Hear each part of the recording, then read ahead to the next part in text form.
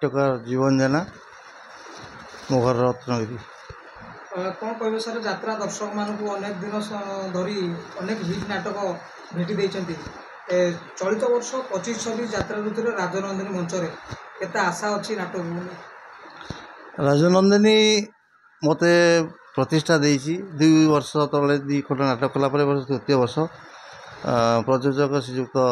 स्तुतिरंजन पल्लई महोदय एवं परिचालक श्रीयुक्त भानु मिश्र महोदय को मु कृतज्ञता जनइबी। आउ राजनंदिनी पार्टी विषय ये कह ए वर्ष मैदान को पूरा बछा बछा कलाकार को लेकिन आसी बाजीमात कर 4 खंड भल भल नाटक भल कहानी जो कहानी अश्लीलता ना भाई भौणी बसी देखिपारे सुंदर सुंदर नाटक कहानी को लेकिन ए वर्ष मैदान को आसूसी दर्शक देखिले कहे आपंकर अनेक नाटक समाज को शिक्षणीय वार्ता पूर्व चलित वर्ष पाहांती रातिर पाप नाटक विषय कौन कह नहीं पाहांती रातिर पाप को डबल मिनिंग नहीं